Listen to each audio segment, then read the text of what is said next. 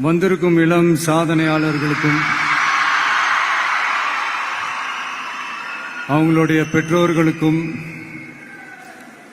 தமிழக வெற்றி கழகத்தினுடைய தோழர்களுக்கும் என் நெஞ்சில் குடியிருக்கும் நண்பா நண்பிகள் உங்கள் அனைவருக்கும் மீண்டும் என்னுடைய பணிவான வணக்கங்கள்.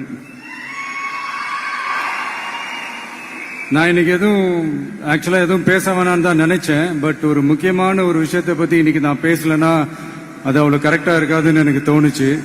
அதான்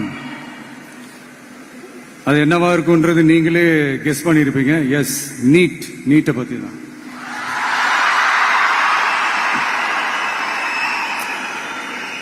இந்த நீட்ன்றது பாத்தீங்கன்னா நம்ம தமிழ்நாட்டில் இருக்கிற மாணவ மாணவிகள், குறிப்பா கிராமப்புறத்தில் இருக்கிற ஏழை எளிய பிற்படுத்தப்பட்ட, மிகவும் பிற்படுத்தப்பட்ட மற்றும் தாழ்த்தப்பட்ட வகுப்பினை சேர்ந்த இந்த மாணவ மாணவிகள் எல்லாருமே ரொம்பவும் பாதிக்கப்படுறாங்கன்றதுதான் ஒரு சத்தியமான ஒரு உண்மை.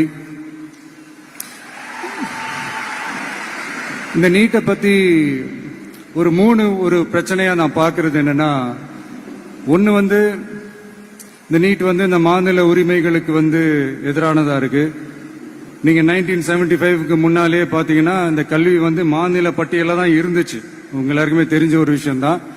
அதுக்கப்புறமா தான் அது ஒன்றிய அரசு வந்ததுக்கு அப்புறம் அது பொது பட்டியல்ல அது சேர்த்தாங்க. எனக்கு தெரிஞ்சு அதுதான் ஒரு முதல் பிரச்சனையா ஒன்னு ஸ்டார்ட் ஆச்சு. ரெண்டாவது பாத்தீங்கன்னா ஒரே நாடு, ஒரே பாடத்திட்டங்கள், ஒரே தேர்வு. இது பேசிக்காவே அந்த கல்வி கற்கும் அந்த நோக்கத்திற்கே ஒரு எதிரான ஒரு விஷயமா நான் அதை பார்க்கிறேன். ஒவ்வொரு மாநிலத்துக்கு ஏத்த மாதிரி அந்த பாடத்திட்டங்கள் இருக்கணும். இது நான் மாநில உரிமைகளுக்காக மட்டுமே இதை நான் கேட்கல. நீங்க பாத்தீங்கன்னா அந்த கல்வி முறையில பல்வேறு கண்ணோட்டங்கள், பல்வேறு பார்வைகள், டிஃபரெண்ட் பெர்ஸ்பெக்டிவ்ஸ் ஒன்னு சொல்லுவாங்க இல்லையா, அப்படி அதுக்கு ஒரு முக்கியத்துவம் கொடுக்கிற ஒரு விஷயமா அது இருக்கணும்ன்றதான் என்னுடைய பார்வை. Diversity is a strength, it is not a weakness. பன்முகத்தன்மை அப்படிங்கிறது அது ஒரு பலமே தவிர பலவீனம்னு சொல்ல முடியாது. இதுல இன்னொரு முக்கியமான ஒரு விஷயம் என்னன்னா, மாநில மொழியில படிச்சுட்டு, ஸ்டேட் சிலபஸ்ல படிச்சுட்டு, என்சிஇஆர்டி சிலபஸ்ல தேர்வு வச்சா அது எப்படிங்க? அதுவும் கிராமப்புறத்தில் இருக்கிற மாணவ மாணவிகள், அதுவும் அவங்களுடைய மருத்துவ படிப்புக்கு கொஞ்சம் யோசிச்சு பாருங்க. இது எவ்வளவு ஒரு கடினமான ஒரு விஷயம்னு.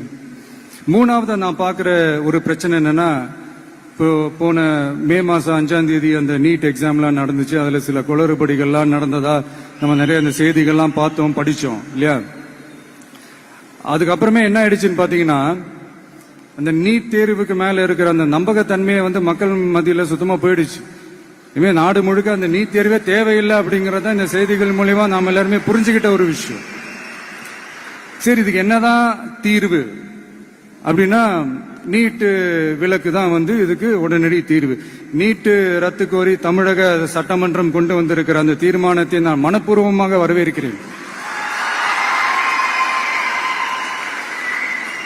இதுக்கு அந்த ஒன்றிய அரசு அந்த கால தாமதம்லாம் எதுவும் செய்யாம தமிழ்நாட்டு மக்கள் அவங்களுடைய உணர்வுகளுக்கு மதிப்பு கொடுத்து இதை சீக்கிரமாவே இதை சால்வ் பண்ணணும் அப்படின்றதான் இங்க நான் கேட்டுக்கிறேன். சரி, ஓகே, இதுக்கு நிரந்தர தீர்வு தான் என்ன அப்படின்னா, அந்த கல்வி பொது பட்டியலிருந்து மாநில பட்டியலுக்கு கொண்டு வரணும். ஒருவேளை அதுல ஏதாவது சிக்கல்கள் இருக்கு அப்படின்னா ஒரு இடைக்கால தீர்வா இந்த இந்திய அரசியலமைப்பு சட்டத்தை திருத்தி ஒரு ஸ்பெஷல் கன்கரண்ட் லிஸ்ட், சிறப்பு பொது பட்டியல் அப்படின்னு ஒன்னு உருவாக்கி அதுல கல்வி மற்றும் சுகாதாரத்தை அதுல சேர்க்கணும்.